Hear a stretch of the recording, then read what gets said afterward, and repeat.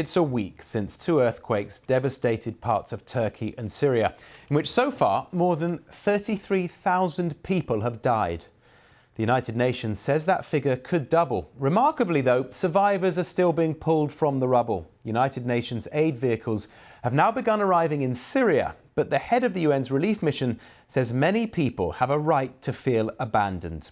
Part of the problem is that the rebel groups still control parts of the northeast following years of civil war. One of those areas is Idlib province, already ravaged by conflict before the quake struck. Well, our Middle East correspondent Quentin Somerville and cameraman Robbie Wright have managed to gain access and sent us their first report from inside the rebel-held area. A border and a catastrophe shared, but in the earthquake's aftermath, Syria and Turkey couldn't be further apart. We've just crossed into Syria. At the border crossing, there were about a dozen aid trucks, fuel tankers, coming in. But actually, there were more refugees, more corpses coming out than there was aid coming in here. The main street in Idlib's harem is gone. They waited for help here, but none came. It was here that Fadel Gadab's aunt and cousins' families all died. There is no one alive here. Everyone is dead. We just need them to come in and dig the bodies up for burial. I don't know what else to say. The earthquake was untroubled by international borders. The relief effort, well, it's quite a different matter. Just look at around me in the town of Haram here in Syria. There's hardly any activity. They've been living with the aftermath of this earthquake for 6 days now, and help hasn't come. Even before the earthquake, life was precarious in Idlib. People here have been displaced by war many times. So with his bare hands, a man digs to retrieve a sack of animal feed. We travel further west. There are no aid convoys here, few signs of relief, but a lot of urgent need. This was the town of Bessania. These were people's homes. They were newly built, but look at it now. 80% of this village is gone, and they've had hardly any help since the earthquake struck. More than 100 homes have gone here, and much more besides. Abu Allah lost 2 of his children. I started running like a madman in the streets, shouting, "Dear God!"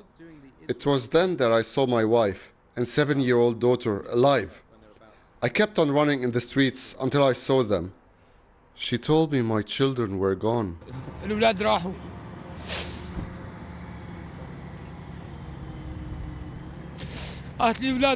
They were gone. Islamists are in control here. We were accompanied at all times by armed men who didn't interfere with our work, but it's made getting aid here more difficult. At the Bab al-Hawa hospital, they've no time for politics. With few staff, they've had to treat over 350 earthquake victims.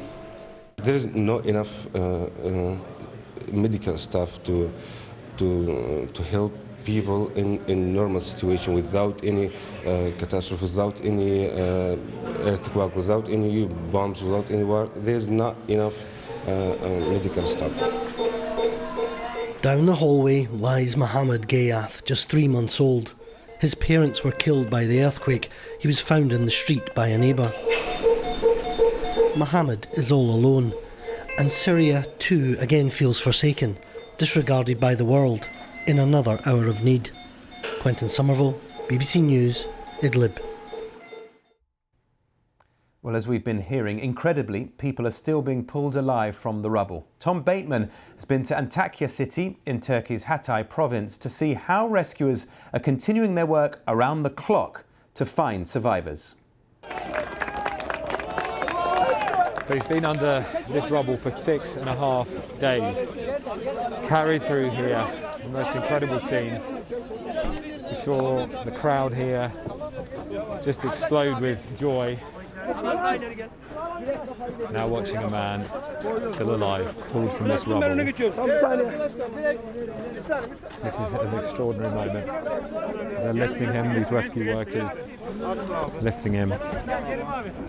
His hands are in the air, he's conscious, breathing. eyes flickering.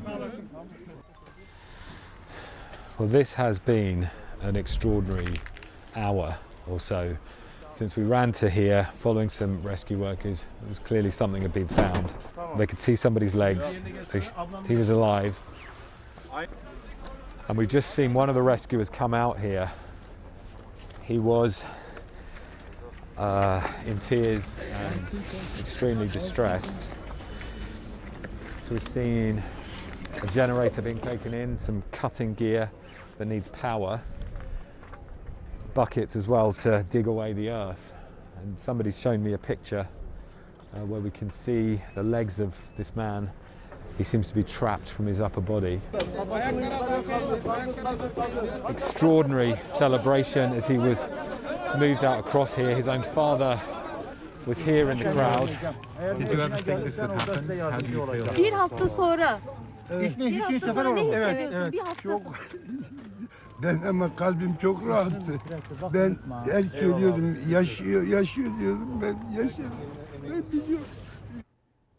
Tom Bateman reporting from southern Turkey there. Well, our correspondent Laura Bicker is also in Hatay province in Turkey, in Iskenderun. Laura, what's the situation like where you are?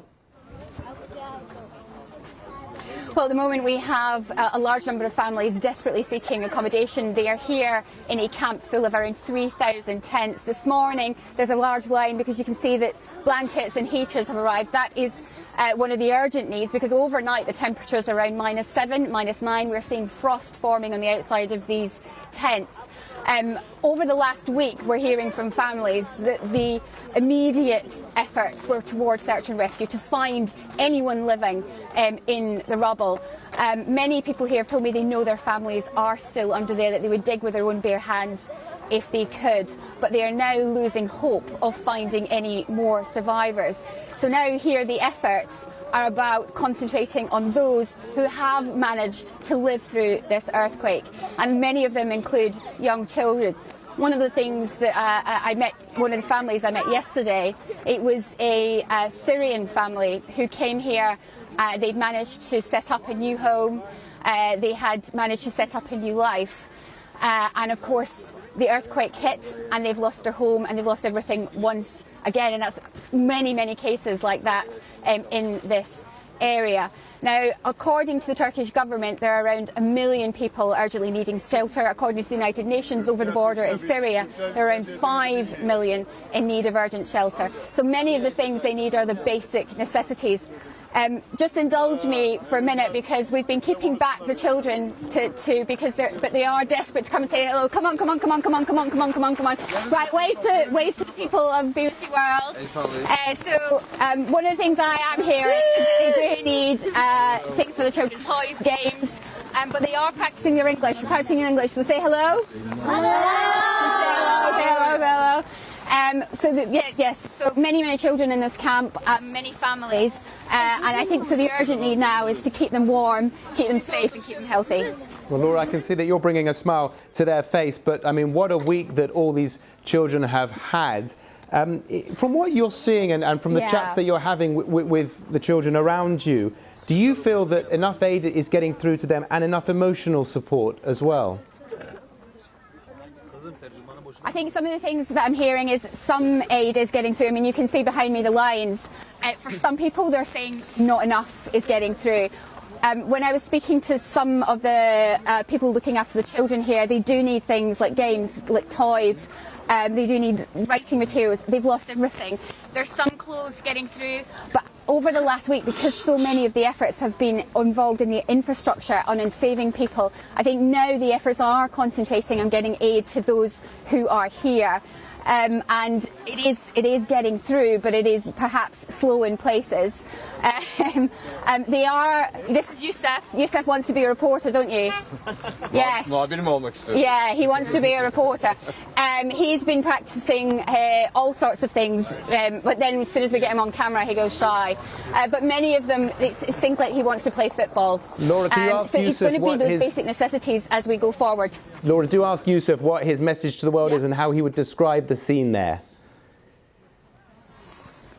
Well, let's give it a go. But for that, I'm going to need my Turkish colleagues. So come in. Can you ask Yusuf what's his message to the world? Dünyaya ne demek istersin? Ne?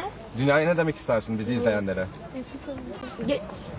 Geçmiş olsun Türkiye'ye demek istiyorum. Geçmiş olsun Türkiye. So I hope we heal.